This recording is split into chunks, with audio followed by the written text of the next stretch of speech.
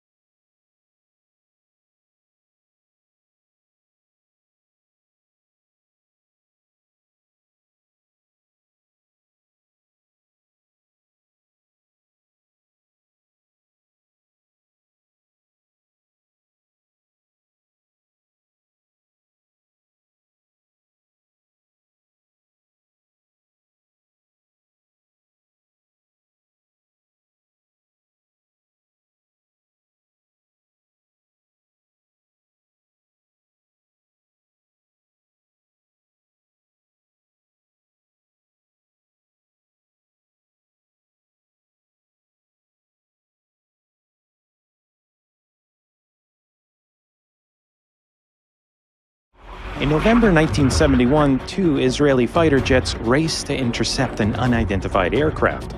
The F-4 Phantoms are among the fastest fighter jets in the world. But they're not fast enough because they're chasing a MiG-25, a plane that can fly so fast and high it can outrun any fighter or air defense system. For nearly a decade, the Soviet Union's MiG-25 will remain a complete mystery and leave Western intelligence scrambling for answers.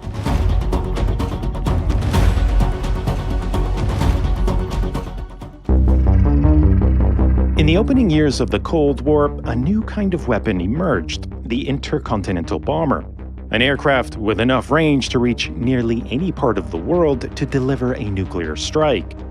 America's first intercontinental bomber not only flew further, it flew higher and faster than any bomber before it, making it extremely difficult to intercept. And it started a decades-long trend of building strategic bombers that flew ever higher and faster. The Soviet Union responded by building increasingly capable fighter interceptors to try and stop them. But by the late 1950s, Soviet intelligence had learned that the Americans were developing a new state-of-the-art bomber that would fly so high and fast, it would render the entire Soviet Air Force virtually obsolete. The XB-70 was so cutting-edge that only a few years earlier it would have been impossible to build. But the Americans were aiming to have the bomber ready in just a few short years. For Soviet leadership, a sense of panic set in. As the largest country in the world, there were over 22 million square kilometers of airspace to guard, and at any moment, American bombers could emerge from the north, or from bases in the east, or NATO-allied countries in the west. And only a handful of supersonic bombers would be enough to overwhelm air defenses. The Soviet Union would have just a few short years to design and build a new interceptor to match the incredible performance of the upcoming B-70. It would have to be as fast as Soviet ingenuity could make it, and developed in record time. But to effectively guard the country's enormous airspace, they'd also need to mass-produce the new jet by the hundreds. The MiG-25 was the Soviet Union's answer, an interceptor that would overcome the odds with brute force. To catch the XB-70, engineers would need to equip the MiG with enormously powerful engines, but there wouldn't be time to develop new ones. Instead, they'd make do with a turbojet originally built to power cruise missiles and reconnaissance drones. They were the largest engines ever put on a fighter, but they were essentially disposable. It meant that initial versions of the MiG had engines with a service life of just 150 hours. At intercept speeds, the MiG-25 would have to withstand serious kinetic heating, with some parts reaching 300 degrees Celsius. But lightweight, heat-resistant titanium was just too difficult to produce on a mass scale. So engineers built the jet largely out of heavy nickel-steel alloy, a material that could be quickly welded together and easily repaired at even the most remote and ill-equipped airbase. But it meant that the more than 40,000-pound jet could never be maneuverable, a characteristic considered irrelevant for its mission. To spot enemy bombers, the MiG-25 was equipped with a colossal 600-kilowatt radar, designed to detect high-flying aircraft up to 100 kilometers away and burn right through their jamming devices. And it would need only one kind of weapon, 4 of the largest air-to-air missiles ever produced. Along with the interceptor, there would also be a dedicated reconnaissance version, with powerful surveillance cameras, increased range, and an even higher service ceiling. Some versions could even be equipped for high-altitude bombing. But the vast majority of MiG-25s would be built as dedicated interceptors. Mass production began in 1969, and at one point, 100 MiG-25s were rolling off assembly lines every single month. The MiG-25 would fly higher and faster than any combat jet in history, and it would have a profound effect on the Cold War, just not in the way the Soviets were expecting. In 1967, the Soviet Union put on a massive air show, and they made sure the Americans were watching. The event was even broadcast in English for Western audiences. The Soviets unveiled several new aircraft for the very first time, but they saved the best for last. In the final 10 minutes, 3 prototype MiG-25s were sent roaring past the audience. It was the first time anyone outside the Soviet Union would see the new aircraft. And for Western intelligence, it set off alarm bells. The grainy footage revealed an aircraft with all the hallmarks of an agile fighter. The unusually large wings suggested extreme maneuverability. Enormous air intakes hinted at massive engines, and experts suspected the use of advanced lightweight titanium. But what worried them the most was that the plane looked eerily similar to concepts for America's next-generation air superiority fighter, a jet that wouldn't be ready for another 10 years. In Washington, military planners struggled to understand how the Soviets could have leapfrogged so far ahead, because only a few months later, the Soviet Union started registering incredible new records for speed and altitude. And the media soon caught wind, spreading fears that the mysterious new jet could outperform anything built by the West. The U.S. Air Force Chief of Staff even publicly admitted that for the first time, the Soviets had a jet that the United States couldn't match. The perceived threat motivated the U.S. to drastically increase performance targets for its next-generation fighters. But for years, the Americans were desperate for any information they could get. They'd catch another glimpse in 1971 when Israeli radar controllers began tracking MiG-25s over the Sinai Peninsula. The jets were clocked flying at more than 2.5 times the speed of sound and at an altitude of over 20 kilometers.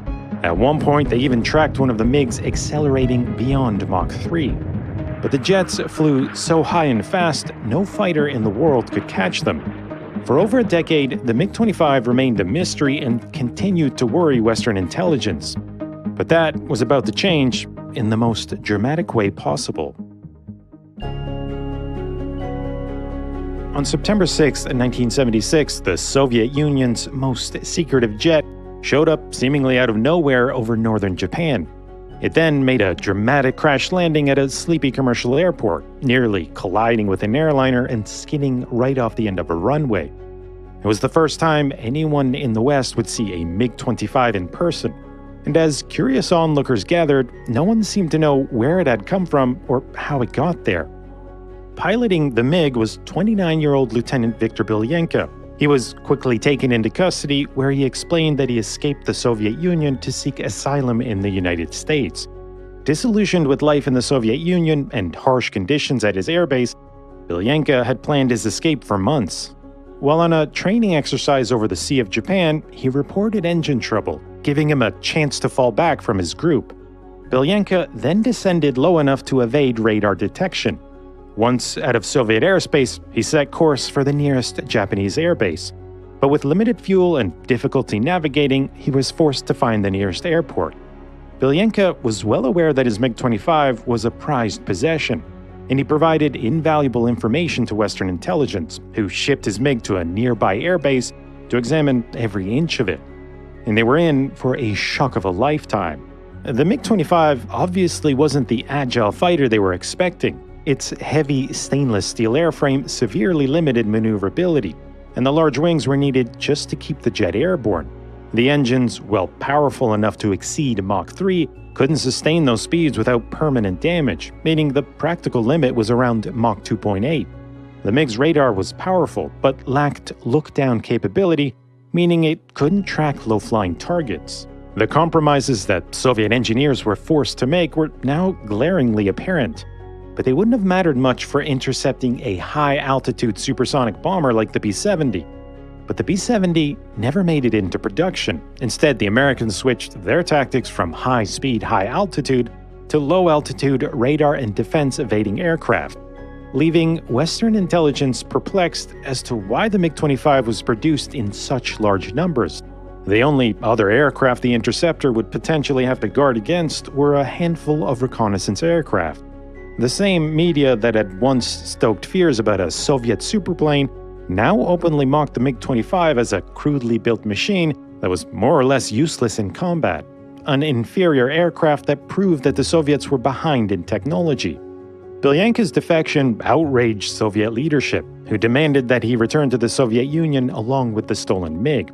Instead, Belyanka was granted American citizenship, while his MiG was sent back to the Soviet Union in dozens of pieces.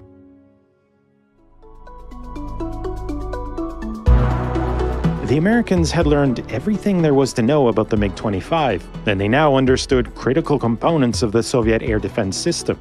With the MiG-25 so thoroughly compromised, Soviet engineers had to work around the clock to modernize the aircraft, equipping the MiG-25 with more powerful and reliable engines, a more sophisticated look-down radar, and the ability to field a wider range of missiles.